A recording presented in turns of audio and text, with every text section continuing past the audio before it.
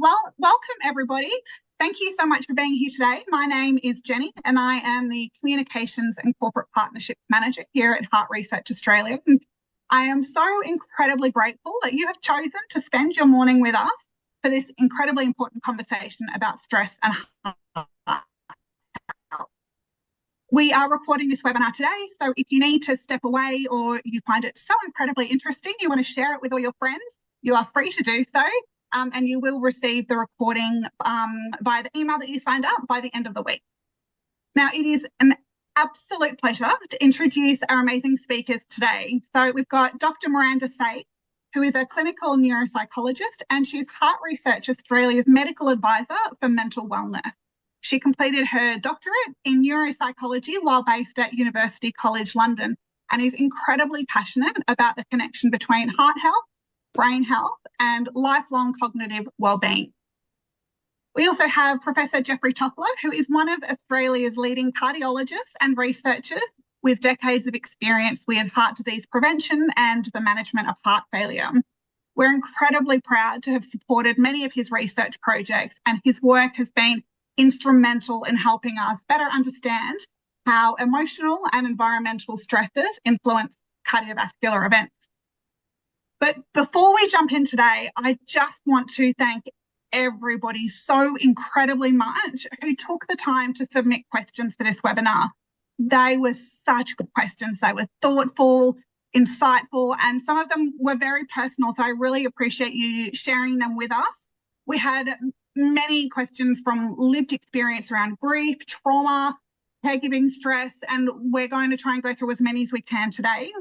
Reading through those questions, it is just so evident how deeply this topic resonates with everyone. So we could honestly spend just hours. I mean, I know Miranda and Geoffrey and I, we could all just talk about this stuff for hours. So, but we're going to try and keep our focus today on stress and the impact on the heart, and we'll aim to answer as many as we can in the time that we've got available. And just a gentle reminder, we're not able to provide individual medical advice or comment on specific medications or personal treatment plans. But if anything we discuss today raises concerns for you personally, please follow up with your GP or your specialist. All right, so let's get started. Let's dive straight in. Miranda, I'm going to start with you. Let's start with the foundation.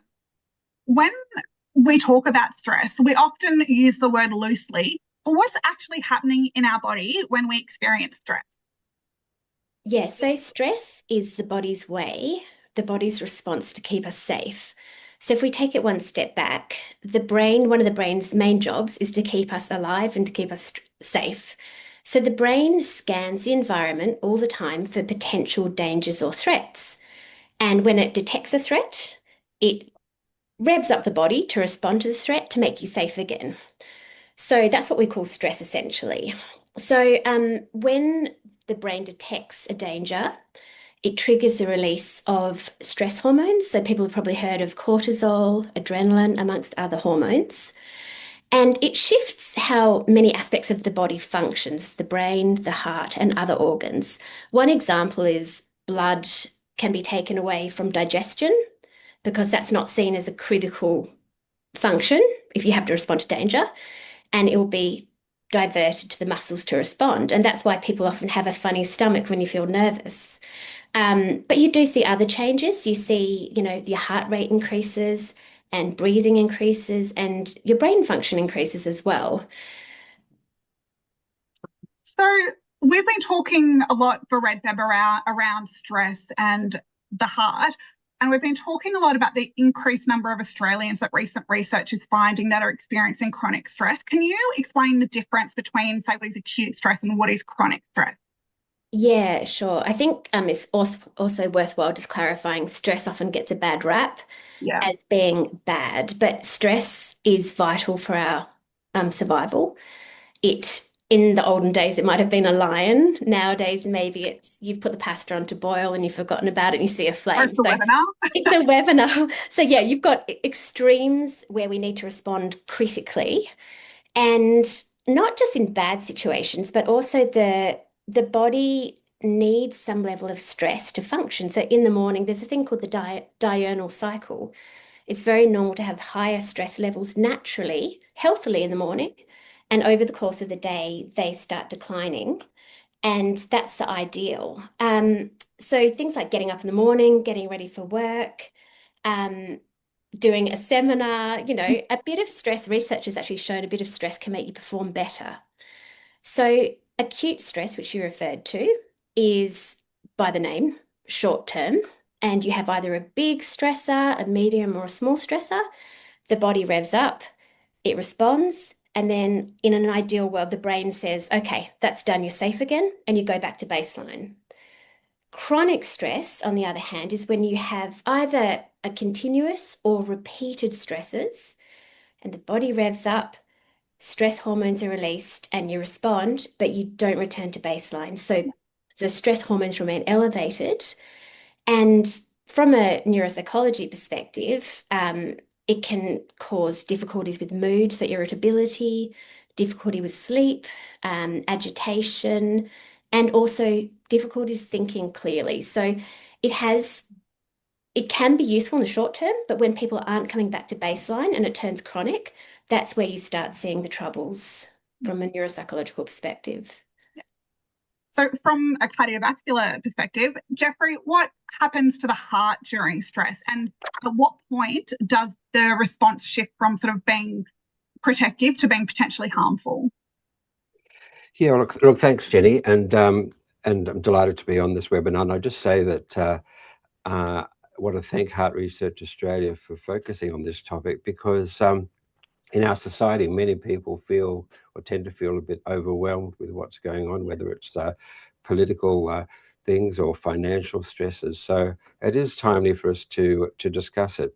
And I think I just wanted to mention one large study called the InterHeart study looked at all the risk factors that may play a role, and they found that psychological stress was one of the most important. It was almost equivalent to that of cholesterol or high blood pressure.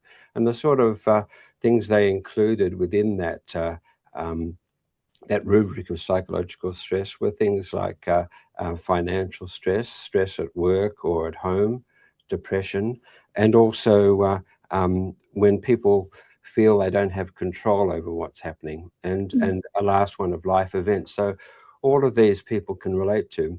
But the other thing I just wanted to say again at the outset is psychological stress is just one of the risk factors. So one thing we can do to help is to focus on other things like being physically active, not smoking, seeing that your cholesterol and blood pressure is in a good state as well. So just with that in mind, in terms of what the stresses can do, I think Miranda sort of mentioned most of it, which is if you have psychological stress, particularly acutely, you can find that your heart rate goes up, you're breathing more rapidly, and also people can feel that some people use the word they feel like their blood's boiling. They can sort of feel that they're losing a bit of control. So those factors in terms of what we call hemodynamic, pulse rate, blood pressure. Also, if we do tests on people, there is actually an increased stickiness of the blood that could promote a clot that occurs. Yeah. So with the impact that stress has on the heart, is it more the intensity of the stress or sort of the duration that does more damage? So I know Miranda was sort of saying the chronic stress and not returning to baseline from a neurological point of view is the worst situation. For the heart, is it the same or? Yeah, look, it's the same, and there is an impact on the severity of the stress. So when I mentioned the InterHeart study, they looked at the level of each one of those factors, and the higher the level that people are exposed to, the higher the risk. So yes, when you're talking about acute stress, if it's just mild irritation, that's one thing. But if people are, very angry, as if they're boiling over, that's certainly a higher risk. And similarly with anxiety, people might just feel a little bit stressed, and that's less of an issue compared to if people are feeling out of control. Yeah. So that's with acute, and similarly, I think with chronic, as I said, it's sort of the degree, but also the period that it exists. Like often, for example, with bereavement, people can have acute stressful period, but then it sort of gradually may lessen in severity, whereas others, it may continue for a longer period. So yes, the amount is important, but also the duration is important too. Yeah. So you mentioned anxiety. We actually had a lot of questions that came in that was centered around sort of symptoms such as chest pain, palpitations, or the fear of missing something serious. Can stress cause chest pain, and how can someone distinguish from like anxiety-related chest discomfort and from symptoms that may indicate that there's a cardiac issue? Yeah. Look. Thanks for that, Jenny. I think the important thing to say at the beginning is it can be hard to tell, and I would very much be of the view that if you are experiencing something that's not usual for you, go and see your doctor and get checked out, and don't delay, because it can be hard to distinguish.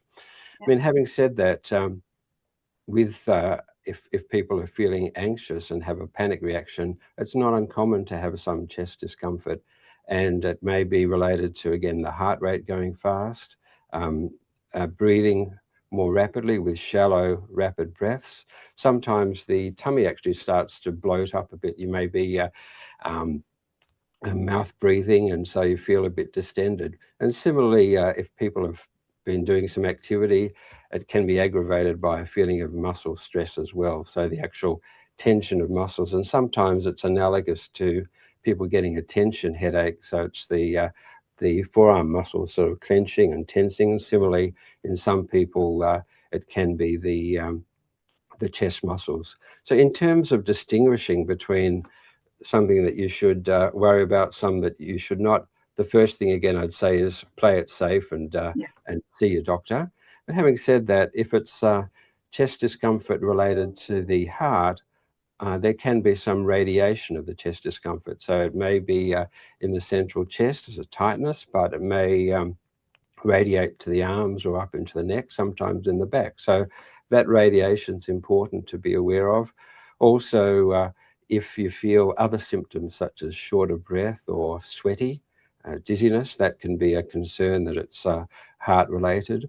Sometimes if people have chest discomfort, they point as like a finger point, and that's usually a bit more likely to be muscular, whereas if it's heart related, it's often a more broad, diffuse. People sometimes talk about a fist and sort of something, a heavy weight. So again, they're factors that can help you, but again, play safe and get attention.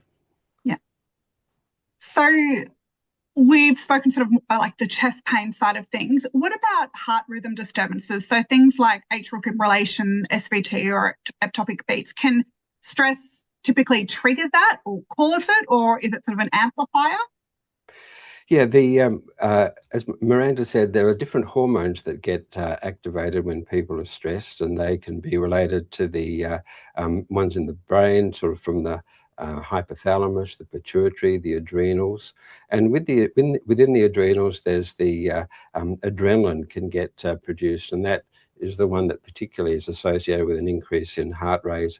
And that increased adrenaline can certainly predispose to some of these arrhythmias. And so, as you mentioned, atrial fibrillation can be provoked in some people by stress, which increases adrenaline levels. Similarly, supraventricular tachycardia and ectopic beats as well. Interestingly, when people exercise and they have ectopic beats, sometimes the ectopic beats actually diminish. So if people are feeling sort of skip beats, sometimes they feel them more at rest, and then when they start being more active, they can diminish. So back to you, Miranda, just for a sec. For people who have, so Geoffrey mentioned about the anxiousness that people can get when they experience chest pain. For someone who's already had a cardiac event, it's incredibly worrying for them if they experience any even minor chest sensation. So if they've been obviously thoroughly assessed under the active care of a cardiologist and further sort of heart issues have been ruled out, are there any sort of practical tools that you've been able to use in your practice with patients that can help kind of calm a heightened anxiety response? Yeah, certainly. And I think prior to just listing strategies that are helpful, it's really helpful for people, my patients and people, to understand what's causing it. Because once you understand, you can more easily address it. So Yeah. if you're scared of an illness, if you think of health anxiety, you're scared of an illness, the brain, again, processes that as a potential threat, and it starts scanning and becoming hyper-focused on potential indications that something's going to go wrong. And so it becomes a heightened awareness of that, whatever body part you're worried about. And then sometimes critically, it can misinterpret a normal sign as something pathological and then make the patient panic. And then you end up in a spiral. So I will just touch base with a different example. So I work with people who have dementia and with healthy older people as well. And I've had so many healthy older people come in and say, I'm convinced I've got dementia because I'm having memory problems. Now, every human has memory problems. No one has a perfect memory. Yeah. If you're not worried and aware of them, you just dismiss them and don't think of them. As soon as you have a fear about it, you start logging every single memory problem and start misinterpreting it as something pathological. So then they come and see me and they're citing all these examples of their memory problems. I start talking to them and they're not listening because they are so in their own head, distracted, focusing on their own memory problems that they can't actually hear what I'm saying. And then they can't remember what I've said. So ironically, their fear of memory problems is causing practical memory problems. The parallel to this for heart patients, it's a very, very normal response after going through a cardiac event to be fearful again. And so there's your fear. Yeah. And there's a concept called interoceptive sensitivity, so a heightened or acute awareness of your body's sensations and functions. So like we all have memory problems, we all have a heart that beats, ideally. And I'm not aware of my heart beating, but if you have had a cardiac event and you are fearful of having another one, you have a heightened awareness of the heart. And then everyone's heart, the rate changes naturally over the day in response to exercise, standing up, caffeine, so many things. It's healthy, it's normal. But any change can become amplified and again pathologized. And the problem is they then get stressed. And we've talked already about stress can increase heart rate or cause irregularities. Yeah. Then emphasizes. Cycle. So I think it's important for people to understand why they're feeling that way, that it's a very healthy, like it's not a helpful response, but it's a very normal response for people who've gone through what's often a very traumatic experience to end up in that situation. So on that basis, when we do work with patients, we're essentially trying to stabilize the nervous system. Ideally, seeing a therapist to work with is helpful. Also, you can do under supervision graded exposure to gentle exercise to get used to the heart, to know that that's not a threat. But in terms of people at home trying to manage this, in the day-to-day life, a lot of research has shown slow breathing, especially the exhale. A slow exhale can excite the vagus nerve, which helps stabilize the fight or flight response. And what I like to get my patients to do is put the hand on the tummy. So you're encouraging deep breath and just to have a stock phrase mantra, kind of something you're going to say to yourself each time and just say, I'm feeling stressed, but I am safe. And every time you exhale slowly, sit down and just say that to yourself. And if this is a genuine panic response, in time, there should be a normalization as you start to feel safe again. That's a practical strategy people could try at home. Yeah, that's great. That's super helpful. And I think also to your point about introducing exercise slowly and so on, I think that's another reason why we're so really encourage anyone who's had a cardiac event to complete cardiac rehab at their local hospital, because they go through all of that stuff and they've got the support. So it's really, really incredibly helpful. Geoffrey, obviously a webinar on stress and heart health. We got a lot of questions around broken heart syndrome. Can you just talk through what is Takotsubo cardiomyopathy and how common is it in clinical practice? Yeah, thanks, Jenny. It's interesting that this expression Takotsubo has come in 1990, Japanese authors coined the expression, and the expression means the shape of a lobster catcher. So a little sort of flask that looks a little bit like something to catch lobsters. And that's the appearance when people have this acute, what we call, other names for it are stress cardiomyopathy or broken heart syndrome. So it has these three names. And what can happen is, particularly with acute emotional stress, and here it does tend to be more in women than in men, but can occur in men, a bit more postmenopausal women as well. And when there's an acute psychological stress, can be with acute physical stress as well, you can have a sort of like a stunning of the heart muscle, so that part of the heart just is not pumping well.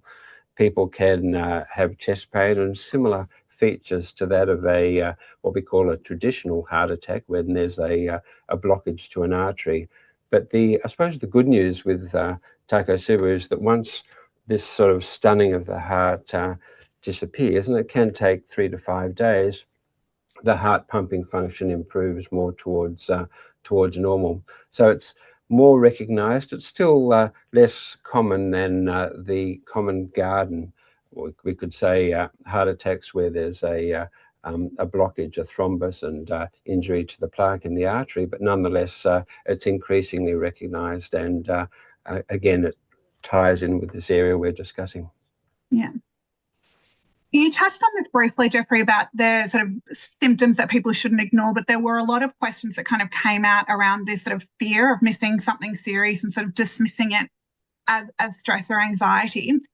So I just want to kind of really draw on exactly what those symptoms are that should not be ignored and that warrant urgent medical attention.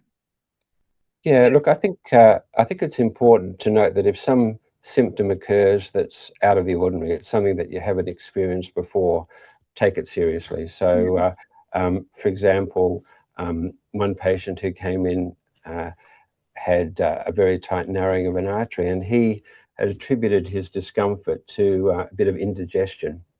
Now, he hadn't had indigestion before, but he experienced this as he was exercising. So discomfort that comes on when somebody's exercising, that's a bit more suspicious for heart, because the heart has to work harder when people are exercising. So if there is a narrowing to an artery, then it's more likely people will not get quite enough blood flow to the heart muscle and then experience these symptoms. Similarly, though, with anxiety and anger, we haven't touched on anger, but anger is an important part of this psychological component. The heart rate increases, blood pressure increases. So if there is a narrowing, then people may experience symptoms. So in terms of the symptoms to be particularly concerned about, certainly if the symptom continues, that's important. If it's associated with other things like shortness of breath or sweating, if the discomfort radiates to different parts of the body, particularly the arms, may not just be the left arm. The other thing to be aware of is that it's not necessarily a very severe pain, and sometimes people ignore it because it just feels like a mild discomfort, maybe a mild heaviness of the chest. Sometimes with anxiety attacks, panic reactions, the discomfort will go away straight after the anxiety has disappeared, whereas with heart-related, it may persist for a longer period of time. So I think it's important for people to, we'll discuss a study we're doing, but to actually have a bit of a checklist as to the symptoms that can indicate a heart attack. They're the ones that I've mentioned, and have a low threshold to dial 000. Yeah, and I think I also want to add in that we've done a lot of work trying to raise awareness for the fact that women, a lot of the more commonly known symptoms of a heart attack or cardiac issues are more commonly experienced by men, and women actually have ones that are less commonly known, such as the jaw pain or feeling like their bra strap's too tight, things like that. So we have a lot of information on our website. So if you have time and you're concerned, please just always check out our website.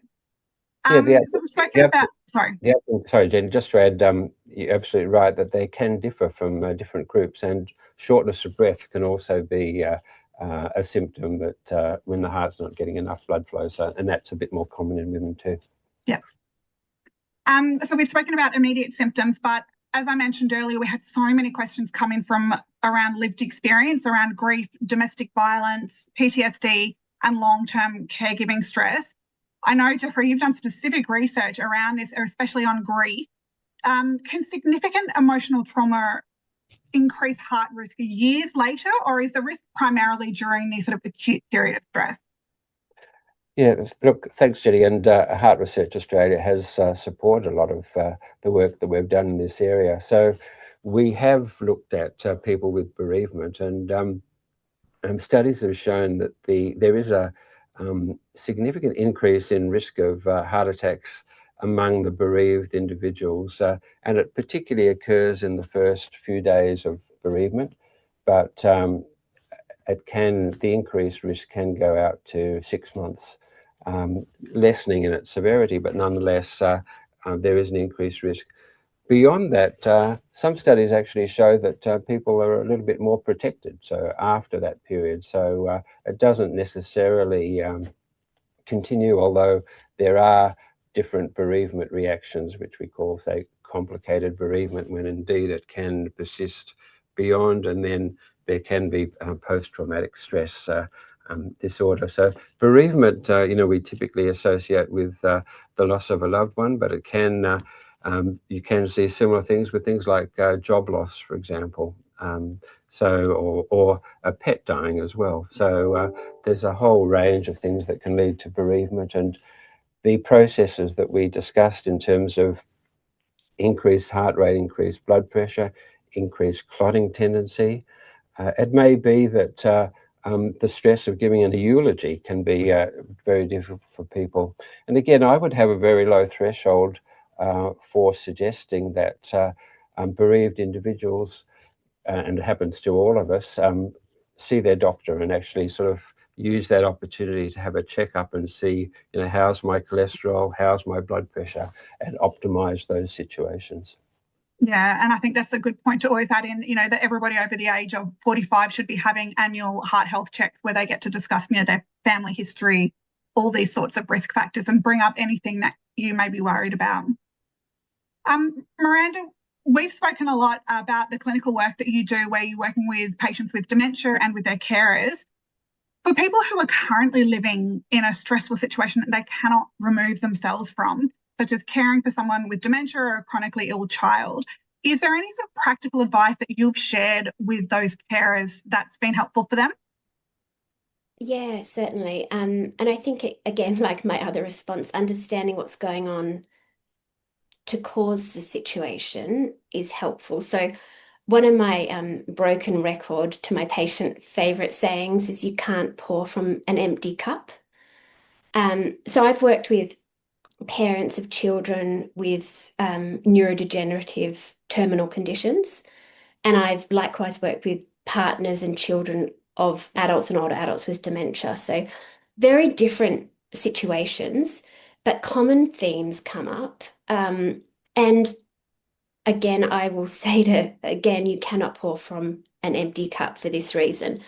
So when you're in a carer situation, caring for a loved one with a significant health condition, the people I work with experience so many complex emotions. So there's the things like grief, sadness, exhaustion, stress, but there are also emotions that people they might find it hard to admit. Frustration, and Geoffrey mentioned anger as a significant emotion, resentment, and often one emotion leads to another, and then guilt. I was just about to say, yeah, then there comes guilt. Yeah. And what you often get with these emotions, which the emotions themselves can cause stress for people, you often get this really negative, critical self-talk. So I cannot tell you how many people I've heard be so abundantly critical of themselves when they've quickly lost temper with a loved one. I had a lady who I provide support to via telehealth. So she lives rural and her husband's got early onset dementia. And she had spent a whole beautiful day with him and she was exhausted and lost her temper briefly. And she said to me, I'm so mean. I'm such a mean human. It's not his fault. What am I doing? I'm horrible. So she said that to me. And part of the first step is actually taking a step back and acknowledging the situation. Often carers, it's their first time they've actually had any experience with this condition. So they're trying to provide care for a disease process they don't understand. They're learning on the job, except it's not a job because there is no end. It's round the clock. No break. No break. And there's grief. And it's relentless. So the first thing people can do practically is take a step back and actually take stock of what you are juggling. And that's the first thing I'd do with a carer is just say, let's be honest and see what you're actually juggling. Are you surprised your stress? And for people to realize these emotions are so universal. I cannot tell you. So many people say, I'm so ashamed that I feel, ashamed that I feel this. I'm guilty that I feel angry with them. So that's double levels of complex emotions. The second part, so acknowledging the situation, I think the second part's slightly harder for people is prioritizing yourself. So many people have this deeply seated, like deeply childhood entrenched belief that looking after yourself is selfish or vain or just a bad thing. I need to look after other people. And there's a saying I say, you can't pour from an empty cup. I told you I'm a broken record with it. But it's so important for people to learn to say no and to prioritize your self-care. And one thing I'll just mention, I'll come back to that lady who I was working with. Negative self-talk, it been shown in the research to be an additional cause of stress for people.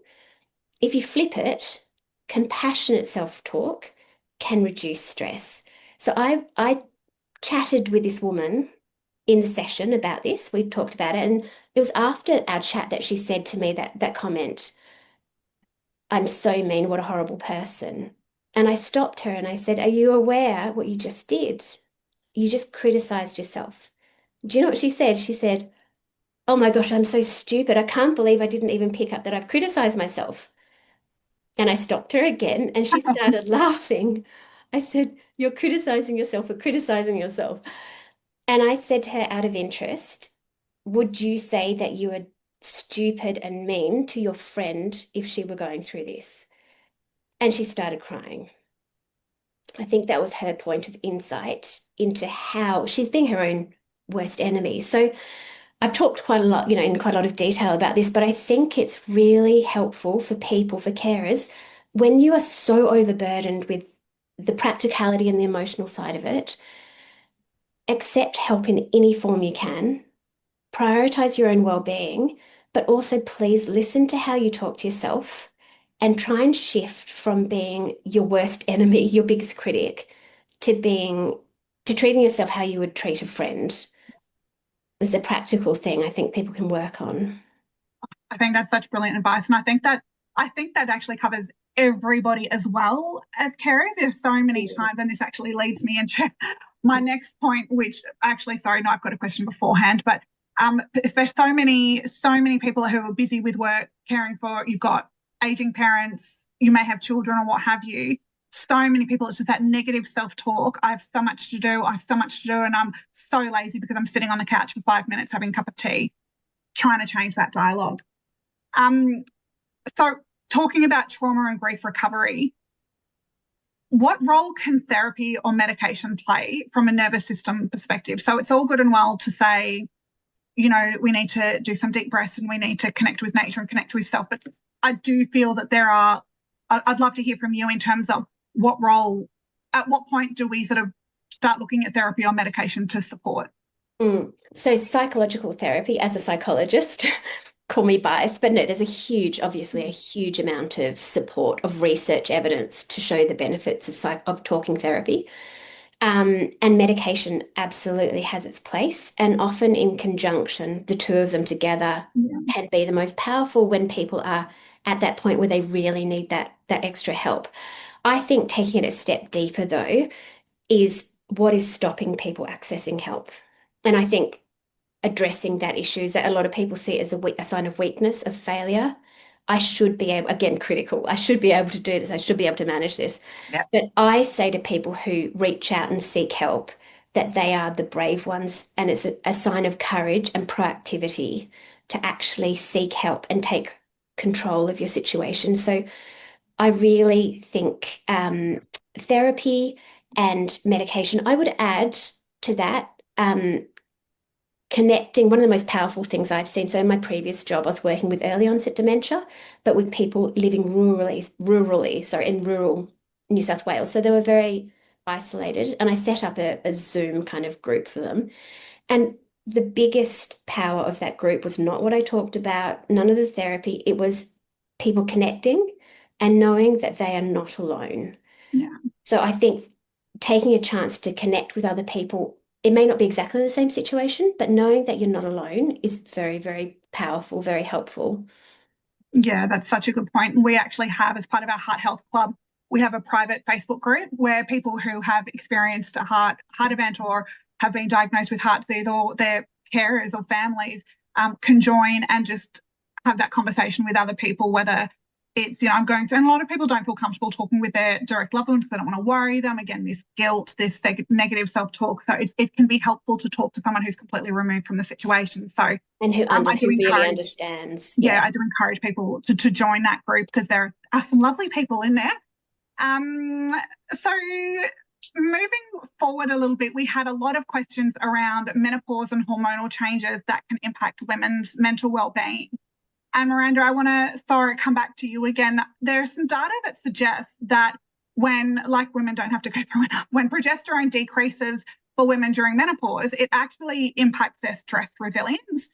In your work, you mentioned you often work with a lot of sort of older women. Have you noticed women in menopause or after menopause being affected by stress? And is there anything that you found that's been helpful?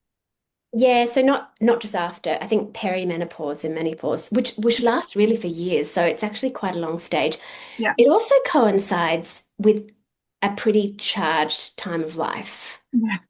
Mortgages to pay, full-time work. So it's not just yes, neurologically, it can change the way the brain responds to stress, but it's also practically a fully charged time of life. And menopause and perimenopause also impacts sleep. So people can struggle for various reasons to get quality sleep. And anyone listening knows if you have not slept well, you just cannot function. You're more agitated, you just can't more focus emotional. well, you're more reactive. So it's kind of like the perfect storm. And to be honest, I would address it in a similar way that I've talked so far about people understanding what's going on biologically, but also what's going on in their home life, their personal life. And being pretty brutal about whether there are things that they can let go of. Do they have to be doing everything they're doing, and prioritizing self-care, everything I've spoken about. Yeah. And I think, the 4Ms, which we've touched on. Yeah. Going back to basics as well is really important. I think sometimes people overlook the basics, but just being aware of things. Every person, and Geoff, you'll attest to this, every patient responds to stress differently. Some people, it's more chatter in their mind. Some people, it's difficulty sleeping. Everyone experiences it differently, but understanding what your triggers are, whether caffeine makes you more on edge, or doing too much in one day. But I think people just really getting to know their own mind and their own body so they can take responsibility and make those decisions to prioritize themselves is what we do. Exactly. Have a look at what you've got on, and if your days are too full, is this necessary? Is this going to make a difference if I do it or not? And just get comfortable with saying no. So Geoffrey, further to that, as we often speak about at Heart Research Australia, is that women's cardiovascular risk increases significantly post-menopause. Does stress, and as we've mentioned, the impact on stress resilience that is from the hormones that women are experiencing, does that amplify that risk even further for women? Yeah, well, look, I think prior to menopause, women are relatively protected by endogenous, their inbuilt estrogen, which can help relax blood vessels. It can help keep the cholesterol levels good, and also in terms of inflammation. And as one gets into this perimenopause or menopausal state and loses some of this protection, then changes can happen, which include increases in cholesterol levels, the LDL cholesterol, increases in blood pressure. And I think it's important, as you mentioned before, there's an opportunity to have a free check and to see that all these risk factors are then under good control.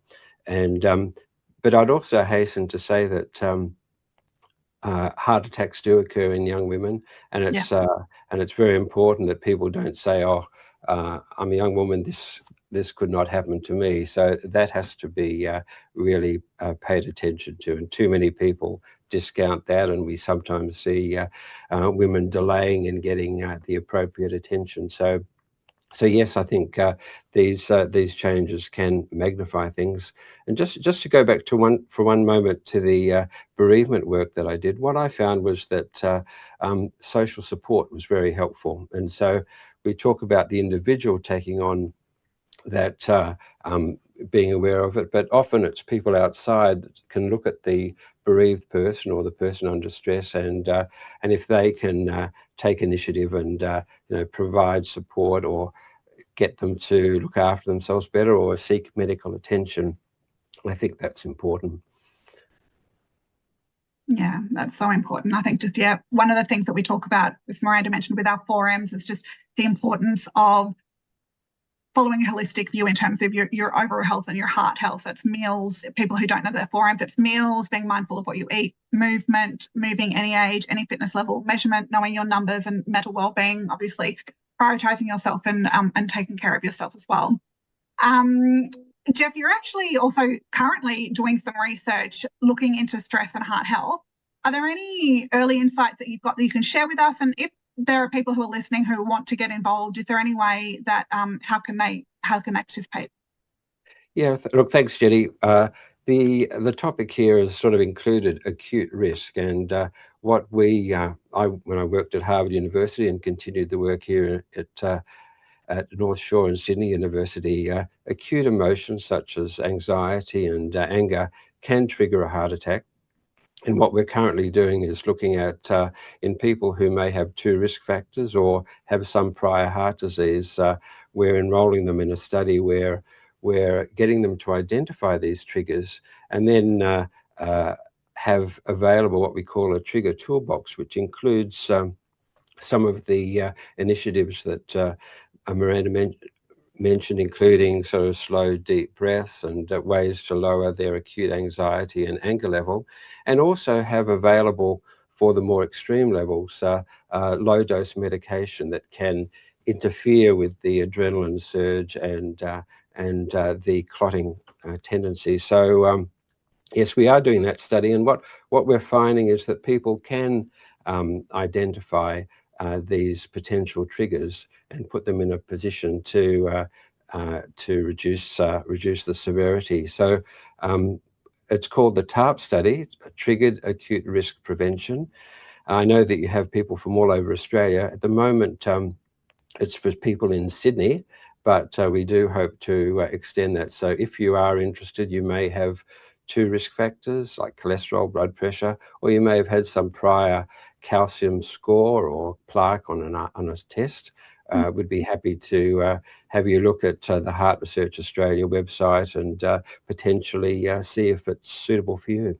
Yeah, we're actually also going to be sending out the link to some more information about that in the email with the recording as well, so people will be able to access that.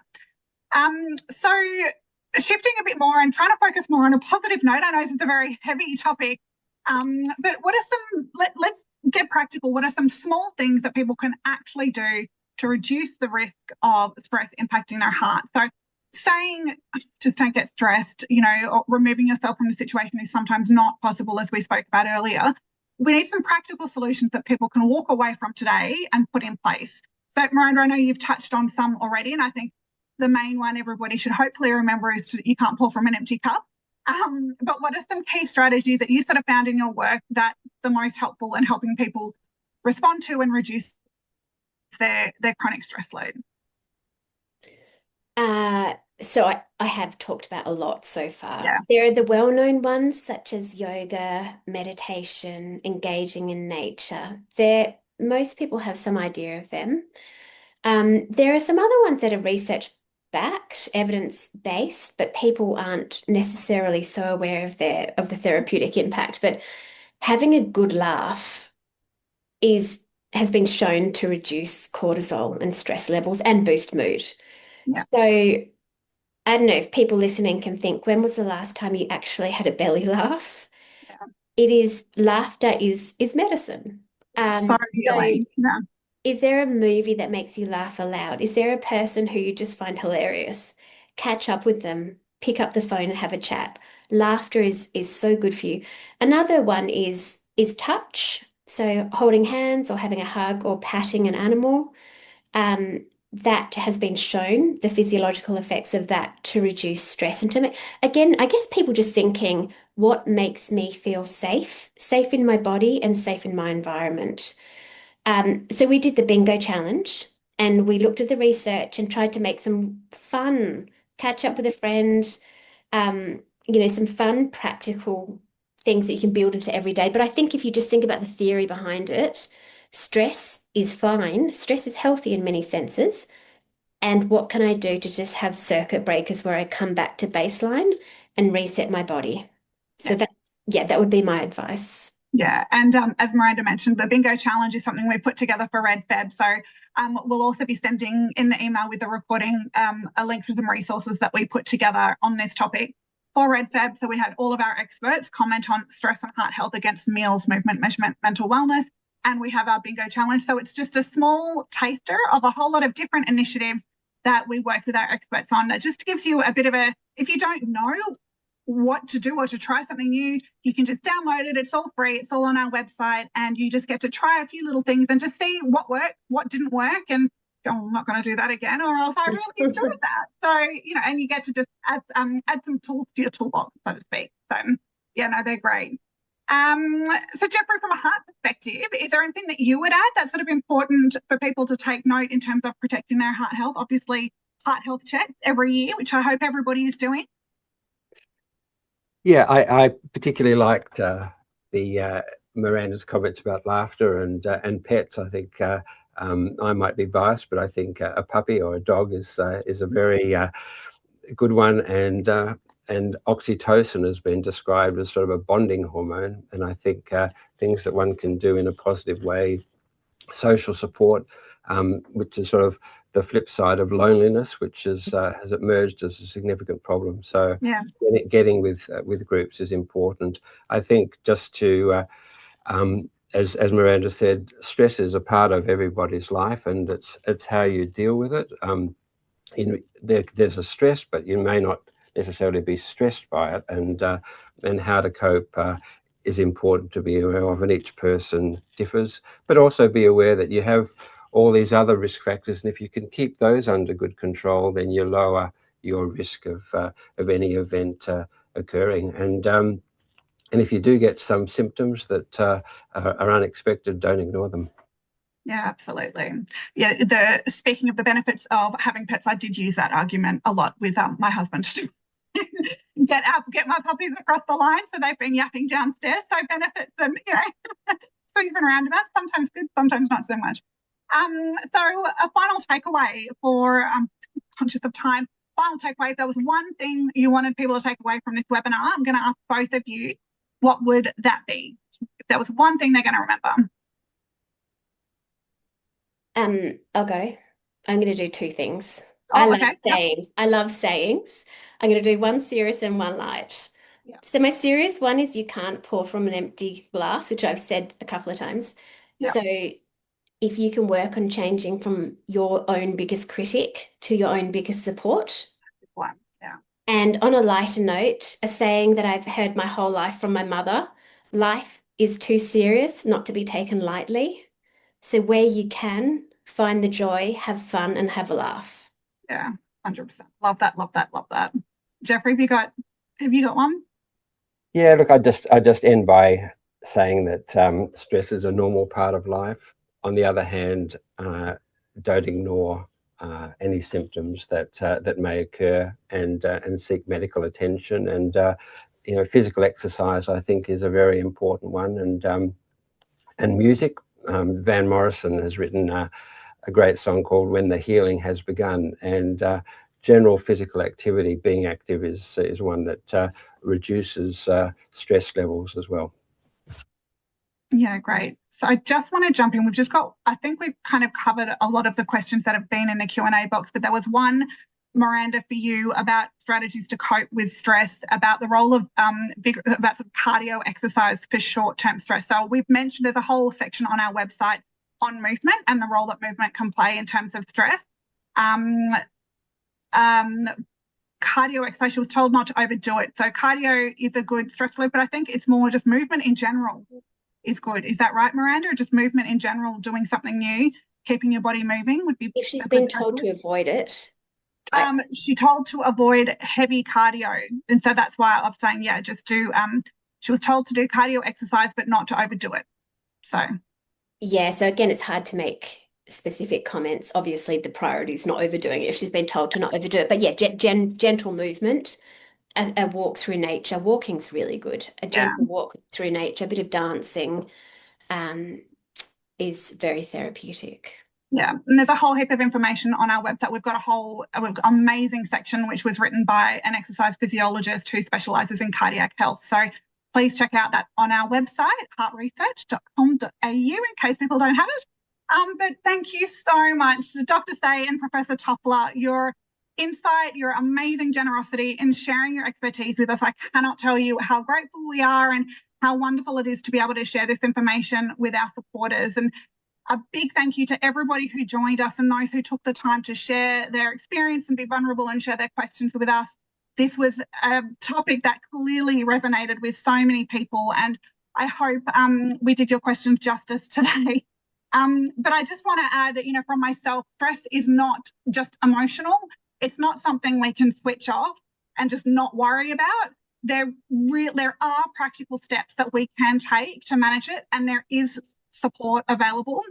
We are always advocating at Heart Research Australia for people to listen to their body, trust their instincts. You know your body best. So if you feel something is not right, whether it's chest pain, stress, mental health, please reach out to a medical professional and get some tailored advice for you. Talk through what's going on for you, and they'll be able to tell you what support's available for your situation. There is never a situation where there are no options. And as Miranda said, you were never alone in this. There are other people that are experiencing this. Reach out to groups, reach out to your GP, reach out to a specialist. You are never alone. There are always options. So in our follow-up email for this webinar with the recording, there'll be some contact information for Lifeline and other organisations you can reach out to for support, as well as information about Geoffrey's TARP study and some of the other amazing resources that we've done for REDFEB. And just one final thing I'd love to add, if you are able to, honestly, the work that our researchers do is unbelievable. As I mentioned, we've been supporting Professor Tofler for a while, and we've got so many phenomenal researchers who are really doing great work, but we cannot do the work that we do without donations. So we are 100% funded by the community. So any donations that you're able to provide this REDFEB to help our researchers like Professor Tofler continue the amazing work that they do, we'd be incredibly grateful. And again, there'll be a link in the email. So please donate, and thank you so much for coming along. Thanks, Miranda and Geoffrey. Amazing, as always, to chat with you guys, and really appreciate the time. Absolute pleasure. Thank you for having us. Yeah, thanks very much.